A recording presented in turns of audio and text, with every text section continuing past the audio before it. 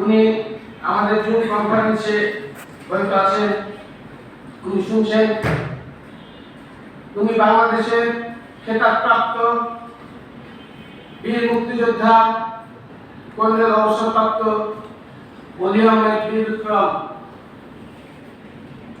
তিনি শহীদ রাষ্ট্রপতি জিয়াউর রহমানের সঙ্গে স্বাধীনতার যুদ্ধে যে ভূমিকা রেখেছিলেন, তখন থেকেই বাংলাদেশ জাতীয়তাবাদী দলের সঙ্গে আজ অবধিও আছেন।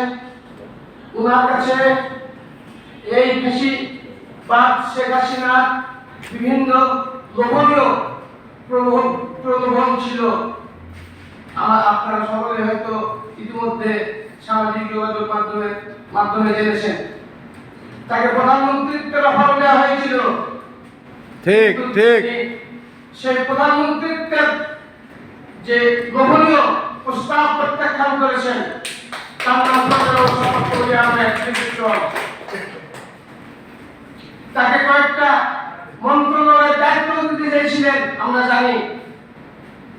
উনি এক সাক্ষাৎকারে বলেছিলেন যে যখন আমি রাত্রে ঘুমাইছিলাম, সারা রাত্রি চিন্তা করে দেখলাম 1971 সালে শহীদ রাষ্ট্রপতি জিয়াউর রহমানের সাথে যুদ্ধের সময় একই সাথে মৃত্যুবরণ করতে পারতাম, একই সাথে দুনিয়া থেকে চলে যেতে পারতাম, কিন্তু তার আদর্শের সঙ্গে বেইমানি করা ঠিক হবে না। সঙ্গত কারণে সে প্রধানমন্ত্রীর মতো পদকে পদধূলিতরা বিলিয়ে দিয়ে সে তার শহীদ রাষ্ট্রপতি জিয়াউর রহমানের আদর্শের সঙ্গে একত্র পোষণ বর্তমানে করে রেখেছেন। আমি মনে করি ঠিক ঠিক। যদি কোনো শহীদ দল, যদি সম্মান দল থেকে থাকে, তাহলে একমাত্র এলডিপি শুধু আদর্শের সাথে পর্যন্ত।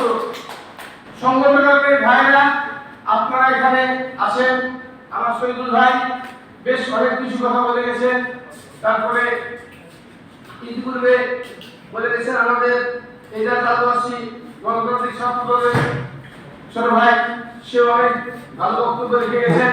আমি একটি কথাই বলবো যে যদি বাংলাদেশকে ভারতের আকর্ষণ থেকে মুক্ত রাখতে চান, যদি স্বাধীন বাংলাদেশের স্বাদ, একটা কথা আমাদেরকে মাথায় রাখতে হবে, স্বাধীনতা অর্জন করা খুব সহজ, কিন্তু স্বাধীনতা রক্ষা করা খুব কঠিন। বাংলাদেশে বর্তমানে এখনো আওয়ামী প্রেতাত্মা প্রতিটা জায়গাতে এখনো বিদ্যমান, তারা এখনো ষড়যন্ত্রে লিপ্ত। আমাদের কাছে গতকালকে বাংলাদেশ জাতীয়তাবাদী দল কর্তৃক একটি পেশন এসেছে, সেখানে আমাদেরকে স্পষ্টভাবে জানানো হয়েছে যে জাতীয়তাবাদী শক্তিগুলো একত্রিত হন, অন্যথায় আমাদের সামনে যে খুব কালো অন্ধকার কেটে গেছে তা কিন্তু নয়। সামনে অন্ধকার এখনো বিদ্যমান, এখনো চলমান, ষড়যন্ত্র এখনো বহমান।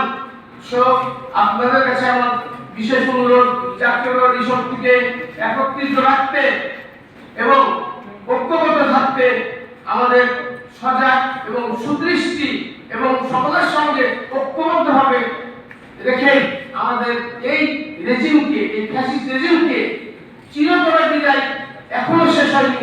এর শিকড় এই সরকার, বিগত সরকার 16 বছরে এদের শিকড় বহুদূর পর্যন্ত পৌঁছেছে। আমরা ঐক্যবদ্ধ হয়ে এদের যত